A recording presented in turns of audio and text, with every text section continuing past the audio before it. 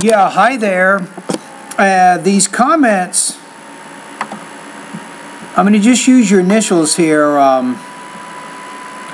BM. And you just made a comment, or actually, we've been exchanging emails over the last couple of days. And the first email you say, is it real to get prepared and pass a test up until the end of July if I have intermediate in this language evaluation? So your skills right now are intermediate, which is in the middle. And then I asked you, well, what score do you want to get, including subtotals? You want to get a bachelor's degree, you need the TOEFL. And then eventually, you told me that you need to get a score of 100. My goodness. So now we have exactly all the information that we need. So your skills right now are intermediate level. You want to get over 100. You want to do this by the end of July. And the question is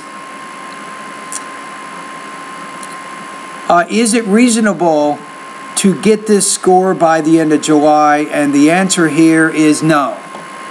It is not.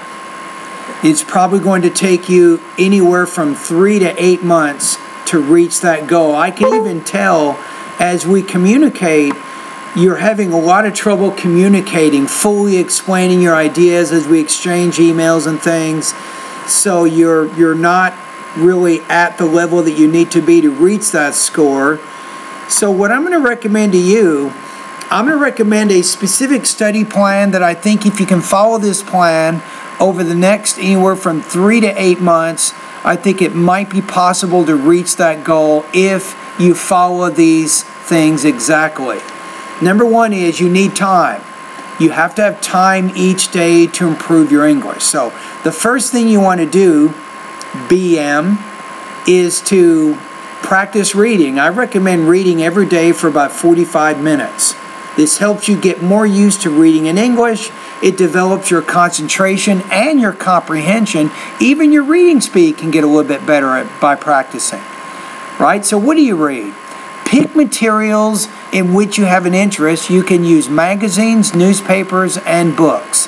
But read things you actually have an interest in. That's my first suggestion. Number two, in addition to doing 45 minutes of reading practice every day, I also recommend about the same, about 45 minutes of listening practice each day. In this case, if you have English TV, you can focus on news, documentary, history, and especially science programs. Again, choose topics in which you have an interest. Now, as you do the reading and the listening practice, you should be writing and speaking about this information, but the only way you can do that is if you have good notes. So you should take notes on the main and the most important supporting points of the reading and the listening passages. Then each week, I want you to write 3 academic summaries. Each summary should be about 250 words. And as you're summarizing, focus on the main and the most important supporting points of the reading and the listening passages, and using your own grammar, using your own vocabulary, write a summary of these reading and listening passages.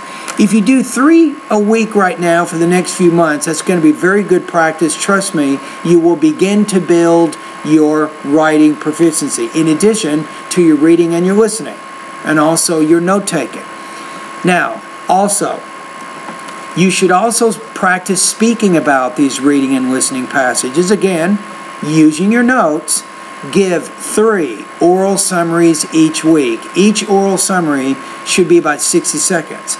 You need to record the summary too. You should record what you're saying about the reading and the listening passage. Why? Why do you do this? You need to get more used to recording your voice and then listening to it, and that way you can pay more attention to your delivery, pronunciation.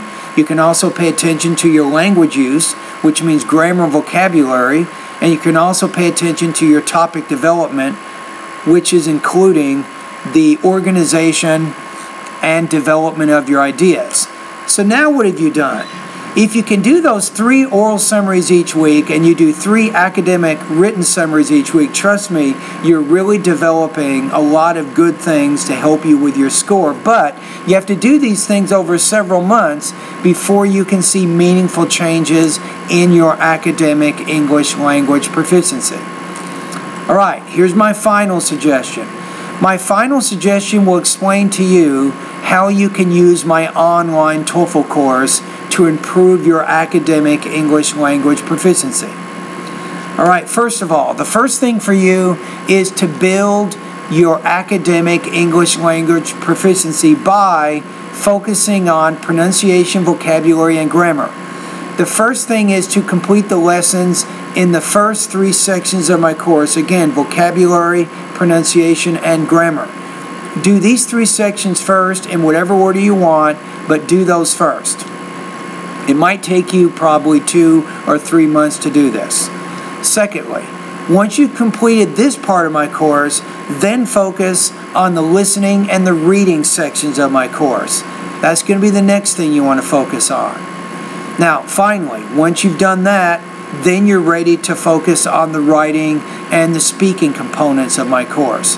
So if you use my online course and study that, you might spend 40% of your time going through the lessons in my online TOEFL course, and then 60% of the time going over the suggestions that I said in the beginning of the video, specifically the 45 minutes of reading, 45 minutes of listening, then writing and speaking about that information. You should spend 60% of your time doing that, and then 40% of your time going through the lessons as I described in this video. I think in a few months, you will start seeing improvements.